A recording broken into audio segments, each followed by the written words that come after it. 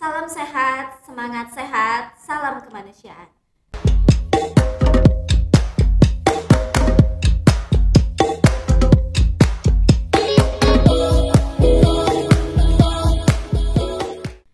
Assalamualaikum warahmatullahi wabarakatuh.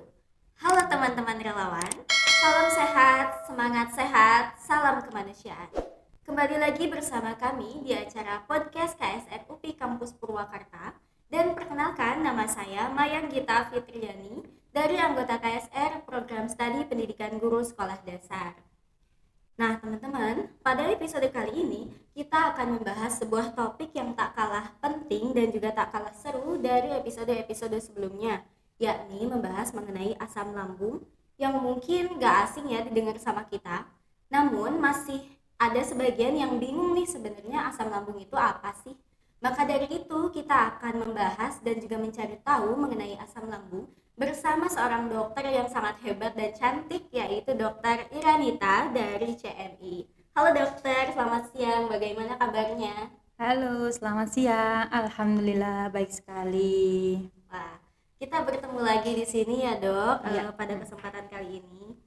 Nah dok, pada topik kali ini tuh kita bakal membahas tentang asam lambung. Mungkin di masyarakat masih pada bingung ya dok, dan masih banyak yang menyepelekan penyakit-penyakit yang berkaitan dengan asam lambung. Mungkin kita langsung saja. Jadi asam lambung itu apa sih dok, dan bagaimana asam lambung bisa terjadi? Oke. Jadi sebenarnya penyakit asam lambung ini sering sekali dialami oleh masyarakat Indonesia dari usia muda sampai usia tua. Dan mereka sebenarnya tahu apa sih sebenarnya asam lambung itu, yaitu peningkatan asam di dalam lambung. Nah, kan ada berbagai macam penyebabnya. Cuman beberapa masyarakat ini dia cuman tahu aja tapi kadang kurang dilakukan gitu. Misalkan salah satunya penyebab asam lambung peningkatan karena pola makan yang tidak baik, suka makan pedas-pedas, seblak-seblakan. Nah, itu salah satu penyebab utamanya yang paling sering. Selain itu juga stres juga salah satu penyebabnya. Nah, itu adalah makna dari penyakit asam lambung, peningkatan asam dari lambung tersebut gitu. Begitu. Jadi tadi kan dijelaskan ya apa itu asam lambung. Berarti penyebabnya asam lambung bisa naik itu apa ya dok? Tadi sempat disinggung ya, makan makanan yang pedas, terus kemudian pola makan tidak teratur. Dalam arti apa? Sebenarnya kalau makannya di jamnya yang tidak tepat, asalkan dia perutnya masih bisa toleransi, ada cemilan atau apa, itu masih nggak masalah. Tapi kadang beberapa orang ini suka kalau dia itu lama banget ngerasa perutnya agak ngerasa perih baru dia makan. Nah, itu sebenarnya tidak baik dilakukan. Selain itu juga, selain makan pedas, makan asam itu juga termasuk. Kemudian kopi ya, kopi itu juga mengiritasi lambung sehingga baiknya tidak terlalu banyak. Ada takarannya sendiri, tidak boleh lebih dari beberapa cangkir dalam satu hari. Terus kemudian stres. Stres ini adalah pemicu paling utama sebenarnya selain makanan yang tidak teratur. Karena gini, berkesinambungan. Contoh, kalau orang stres, otomatis makan jadi teratur nggak? Enggak, kadang males makan gitu. Nah, apalagi stresnya itu terlalu panjang banget gitu kan. Jadinya dia pasti makan ditunda-tunda. Nah, itulah salah satu penyebab utamanya. Dan yang kedua, selain dia menyebabkan pola makannya tidak teratur, mempengaruhi hormon di dalam tubuh ketika stres itu. Jadi ketika stres, hormon di dalam tubuh tidak baik sehingga meningkatkan beberapa fungsi kerja, termasuk salah satunya pencernaan kita, yaitu si lambung gitu. Jadi itu salah satu penyebab utamanya gitu. Kalau makanan-makanan juga seperti mie instan itu juga salah satunya mengiritasi lambung. Jadi hati-hati gitu. Ya, jadi kalau misalkan terlalu banyak makan pedas, apalagi anak remaja ya dok, Iya, pasti betul. pada ketagihan gitu pedas. Terus kalau misalkan lagi banyak tugas, stres juga kadang nunda-nunda makan gitu ya dok. Betul. Kadang mereka makan pedas tapi tidak ada masuk asupan kalori lain kayak nasi gitu, tiba-tiba langsung dihantam dengan yang asam tinggi. Itu pedas itu kan asamnya cukup tinggi. Jadi ketika masuk ke dalam perut ya otomatis lambungnya itu rusak gitu, teriritasi. Ketika teriritasi jadi peningkatan asam gitu. Nah dok, kalau misalkan ada penderita asam lambungnya tuh gejala apa aja sih yang biasanya ditimbulkan? Sebenarnya gejala penyakit asam lambung ini sangat khas ya. Nyeri di bagian ulu hati. Bisa dia mengarah dari ulu hati ke perut bagian atas sebelah kiri. Itu kan letak di lambungnya, letak lambung kita seperti itu. Terus rasanya itu seperti perih, kemudian seperti tertusuk gitu. Kadang ada yang disertai mual muntah gitu. Ada juga yang diare, tergantung mana yang lebih sensitif. Kadang kalau sensitif di bagian yang pencernaan bawah maka dia diare. Tapi kalau ada yang sensitif di bagian lambung ke atas, bagian kerongkongan, esofagus dan lain-lain, dia biasanya lebih ke mual, muntah. Bahkan kalau ini berlanjut gitu ya. Jadi jangan disepelekan, lambung itu kalau berlanjut sakitnya nggak diobati dengan tuntas, maka akan menjadi suatu penyakit lain namanya GERD. Nah, mungkin ada yang sudah tahu, ada yang belum tahu GERD, gastroesophageal reflux. Jadi dia itu isi lambungnya balik ke atas, mengiritasi bagian kerongkongan. Perbatasan antara lambung dan kerongkongan itu ada yang namanya pintu ya, sphincter, ada pintunya. Di situ dia mengiritasi terus-menerus. Sehingga kalau tidak diobati dengan baik, itu teriritasi, sulit untuk menutup kembali. Jadinya cacat di situ. Nah, jadi apa-apa mudah rasanya sesak, nggak nyaman, kayak begah di perut, terus berdebar-debar, dipikir sakit jantung. Padahal itu adalah sebenarnya efek dari peningkatan asam lambung. Dipikirnya, aduh dok, saya sesak napas, ini ngap sekali, saya nyeri banget dada saya, dipikir jantung. Ketika dilakukan pemeriksaan, si pasiennya normal, tapi tidak terima. Nah, itulah yang paling berat adalah ketika pasiennya tidak menerima diagnosanya. Tapi kan ini sakit sekali, yaitu karena memang ada yang teriritasi. Paling sering itu, jadi nyeri, mual muntah, bisa diare. Nah, kalau misalkan tadi lanjut ke GERD ya, itu nanti bisa sesak rasanya, nyeri dadanya tambah bagian, nggak cuma di bagian ulu hati tapi di dada, tepat di bagian dada hampir mendekati jantung. Nah, itu nanti sebenarnya akan ada perbedaan antara nyeri karena jantung, nyeri karena asam lambung gitu. Jadi memang asam lambung ini takaran sakitnya beda-beda ya dok. Kalau misalkan nggak diobatin bisa lebih parah, bahkan sampai tadi yang dokter bilang sampai sesak nafas gitu ya. Jadi benar. memang semua tergantung takaran pasiennya gitu ya.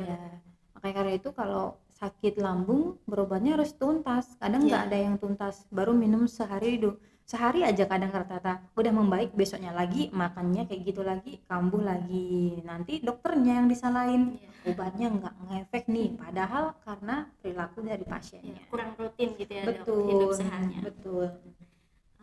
Oke.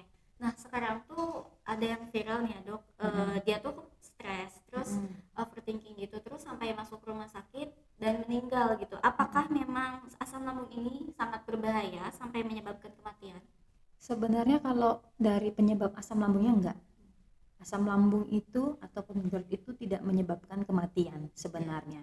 Yang menyebabkan kematian adalah, mati itu apa sih? Organ jantung tidak berdetak dengan baik. Kalaupun misalkan otaknya tidak bekerja, jantung tetap bekerja, itu jadi koma, masih bisa dia. Tapi kalau jantung sudah tidak bekerja, maka dinyatakan meninggal. Nah, sebenarnya nggak ada hubungan lambung dengan si jantung. Cuman tadi saya sebutkan bahwa gejalanya hampir mirip gitu. Gejalanya hampir mirip antara nyeri karena lambung dan nyeri sama jantung ya. Hampir terlokalisir di bagian dada semuanya. Tadi saya bilang GERD kan di bagian dada tuh. Nah, dia itu nyeri jantung juga di bagian dada. Cuman bedanya kalau jantung itu di bagian sebelah kiri. Kemudian menjalar, rata-rata jantung itu menjalar. Kalau bukan jantung biasanya nggak menjalar, cuma di bagian dada aja. Nah, mungkin kalau ada yang menyebabkan kematian, itu mungkin penyebab utamanya bukan si lambung, tapi mungkin ada faktor lainnya. Bisa karena sumbatan di jantungnya tersebut, atau mungkin karena ada infeksi yang terlalu berlebihan sehingga menyebabkan darahnya ikut terinfeksi, jadi keracunan, terinfeksi oleh bakteri dari lambung bisa aja. Tapi itu banyak faktor sih, harus dilakukan pemeriksaan menyeluruh gitu. Jadi kalau misalkan sampai meninggal gitu nggak bisa dipastikan ini cuma karena asam lambung gitu. Bukan, karena nggak ada hubungan dan nggak nyambung sebenarnya gitu. Nah, tadi kan sama dokter udah disebutin ya, Mm-mm. makanan yang bisa menyebabkan asam lambung kayak pedas, asam, Mm-mm. dan lain-lain. Nah, terus ada gak sih makanan yang sebaiknya dikonsumsi waktu penderitanya lagi ngerasain sakitnya gitu? Sebenarnya eh, kalau untuk setiap hari dikonsumsi itu bisa diterapkan juga sih. Jadi gini, ada makanan yang dimana dia itu sebagai pengganjal. Nah, pengganjalnya ini yang memiliki kepadat. Kalau masuk ke lambung dia padat, nggak cuman kosong. Nah, itu salah satunya biskuit. Hmm. Jadi kalau pagi makan ya pagi, siang, sore, di sela-selanya itu harus ada biskuit. Biskuit yang bisa ya biskuit apa aja sih Ya, sebenarnya, asalkan biskuit bukan roti gitu. ya biskuit. Ya kayak punya biskuit bayi itu boleh, karena dia ketika masuk ke lambung padat gitu. Nggak bisa nyebut merek ya dek ya, Iya. jadinya Ya, tapi jadi tahu lah ya biskuit. biskuit yang bentuknya biskuit, jangan roti. Kalau roti roti kayak roti tawar gitu tuh ada raginya. Nah raginya ini yang menyebabkan dia jadi mengiritasi lambung juga, jadi nggak baik gitu. Ya. Jadi ya seperti yang tadi dokter sebutkan, ada ya makanan khusus yang Biskuit perlu itu dimakan ya. harus wajib kalau punya sakit lambung, harus bawa biskuit kemana-mana. Intinya ngemil ya dok. Iya, ngemilnya yang benar. Iya. Kadang ada yang ngemilnya sebelah, aduh nggak jadi deh. Terus ngemil buah, aduh kayaknya pengen makan buahnya yang asam yang dimakan. Nah itu nggak baik Iya. gitu. Nah, kalau misalkan ada penderita yang lagi ngerasain sakit banget, itu penderitanya harus ngapain sih dok waktu lagi sakit itu? Apa diem aja atau ngapain? Yang pertama kali dilakukan ketika kambuh asam lambungnya, otomatis kita duduk dulu ya, kemudian diisi makanan yang tadi saya bilang, boleh biskuit, boleh sesuatu yang manis kan gitu. Kalau bisa makan boleh, tapi kalau misalkan diberi makanan dia tidak ngefek gitu ya, malah tambah sakit. Memang ada yang tambah sakit ketika dikasih makan. Baiknya pemberian obat-obatan yang seperti eh, ah, yang bisa didapat di apa namanya, kayak obat lambung, Iya. Roma. Nah ini saya sebut nggak apa-apa ya. Jadi yang di situ bisa dikonsumsi dulu, tapi baiknya jangan diisi makanan dulu. Jadi kosong dulu perutnya untuk lambung. Kalaupun misalkan tidak dapat seperti itu ya bisa datang ke apotek terdekat, nanti minta untuk obat yang untuk lambung Iya. atau ke dokter. Karena sebenarnya gini deh, minum obat lambung itu tidak hanya dalam waktu 1 hari, tapi harus selama minimal itu 3 minggu. Jadi rutin gitu ya selama itu. Iya, meskipun dia udah nggak sakit nih, tapi harus diminum Iya. sampai 3 minggu. Karena apa? Karena lambungnya kan nggak tahu ini udah iritasi kah, Iya. udah ada kerusakan kah. Nah, untuk memperbaiki itu kan butuh waktu sekitar cukup lama ya, 3 minggu. Walaupun sudah nggak sakit, tetap harus diminum rutin Iya. gitu. Karena kita sendiri nggak tahu ya dok, di bagian dalam itu kita apa benar udah sembuh atau masih ada bagian yang iritasi apa Iya, gimana gitu ya. betul. Kalau benjolan di luar mah kelihatan. Nah, Iya. ini kan di dalam seperti itu. Nah, selain obat yang tadi dokter sebutkan, ada nggak obat herbal atau mungkin makanan yang bisa mencegah asam lambung selain biskuit mungkin? Sebenarnya ada pernah yang baca literatur jahe bisa, tapi ini tidak bisa dijadikan acuan. Kenapa? Karena cocok-cocokan sama orang. Oh, iya. Ada yang dia itu dengan jahe sensitif, malah tambah parah ada. Ada juga yang sudah malah sembuh gitu. Kayak saya pribadi saya nggak cocok pakai jahe. Jadi kalau misalkan minum jahe malah tambah sakit. Nah itu ada. Jadi harus cocok-cocokan. Baiknya kalaupun memang pengen pakai tradisional gitu ya, pengobatan tradisional, tidak melebihi batas gitu. Dikonsumsinya bukan menjadi obat, tapi menjadi salah satu pencegahan gitu. Kalau obat nggak akan bisa tradisional itu Iya, menjadi iya. obat sendiri gitu, nggak bisa. Tapi kalau misalkan biar dipelihara biar tidak sakit, nah itu bisa sesekali diminum gitu, boleh Iya. gitu, rempah-rempah boleh. Ya, selain untuk asam lambung juga sehat ya untuk Ya, untuk organ tubuh lainnya ya. betul. Nah, tadi juga udah disebutkan kan kalau misalkan asam lambung ini bisa terjadi pada siapapun ya, mau siapapun orangnya gitu. Nah, tapi ada nggak patokan umur biasanya yang asam lambung tuh mulai dari usia berapa? Usia kecil aja ada deh. Usia anak kecil tiba-tiba datang ke dokter, dok anak saya muntah-muntah. Nah itu kan sebenarnya udah ada permasalahan di pencernaan. di lambung terutama. Biasanya paling sering tuh jajanan di luar, saus dan lain-lain, itu yang menyebabkan dia peningkatan asam lambung. Dari usia kecil sudah ada sih, Dek. Biasanya kalau anak kecil kadang disertai demam gitu. Demamnya sebenarnya bukan karena infeksi ataupun karena si lambungnya, tapi karena dia muntah, cairan keluar terus sehingga suhunya meningkat. Jadi ngefek juga ke bagian lainnya, Dok. Betul. Nah, mungkin ini bakal jadi pertanyaan yang terakhir ya, Dok. Kalau saya tuh pernah dengar ada mitos yang beredar di masyarakat atau mungkin jadi kepercayaan di masyarakat setempat. Kalau misalkan makan salak, nangka, rambutan sebelum makan itu bisa mual sampai mah gitu. Nah, itu benar gak sih, Dok? Benar sebenarnya, karena dia ada getahnya ya. Getah nangka, salak itu kan ada, terus sama rambutan tuh meskipun dia manis ada ya. Jadi getahnya itu dia mengiritasi bagian lambung. Mengiritasi lambung sehingga otomatis kalau keiritasi ya pasti nyeri, lambung mual dulu awalnya, pasti nggak nyaman dulu, aduh ada respon peningkatan asam dulu, mual dulu. Nanti kalau misalkan sudah terjadi nyeri, tandanya ada luka di situ, di lambung kita ada luka, sehingga obatnya juga agak lama untuk pengobatannya. Jadi kalaupun mau makan buah tersebut, baiknya diisi dulu oleh makan makanan yang yang isi nasi dan lain-lain dulu, karena kan tiap orang berbeda-beda ke sensitivitasnya.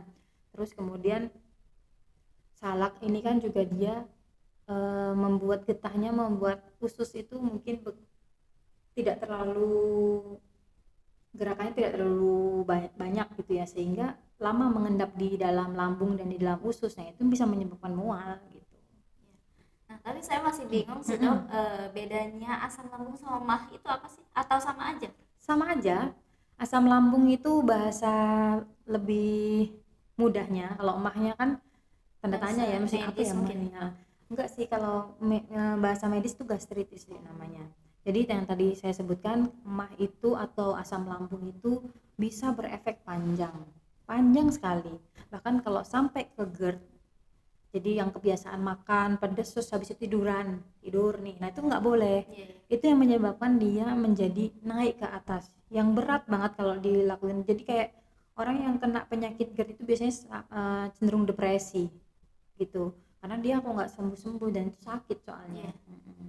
Jadi memang harus hidup sehat sih ya, Dok. Jadi karena selain ngaruh ke asam lambung atau GERD juga pasti banyak yang ngaruh ke apa ya, sakit-sakit yang lainnya gitu. Efeknya bisa nanti juga bisa ke kanker. Jadi berat ya penyakitnya. Takut ya, Dok. Nah kan ngeri kan, kayaknya cuma karena makan nih. Padahal kalau itu terjadi terus menerus itu bisa menyebabkan ke arah kanker. Kenapa bisa seperti itu? Karena dia ada baret atau ada luka di bagian lambungnya terus menerus. Jadi dia berusaha untuk memperbaiki yang rusak. Nah kanker kan dia kan sifatnya memperbanyak terus, tumbuh terus menerus. Nah dia karena terus-terusan mengalami perbaikan, jadi tumbuh mati. Harusnya kan mati, dia nggak tumbuh terus, jadi suatu penyakit. Nah itu bisa nyambung, jadi hati-hati. Serem juga ya, Dok. Makanya ya anak muda tuh harus nih, kadang banyak kok terus cinta terus tiba-tiba nggak mau makan, nah gitu. Ya tuh teman-teman, mungkin kita harus lebih sehat ya kalau misalkan lagi stres, lagi overthinking mikirin tugas atau doinya ya, Dok ya. Iya, harusnya gini Dek, harus olahraga. Iya benar. Diimbangi dengan olahraga biar hormonnya seimbang.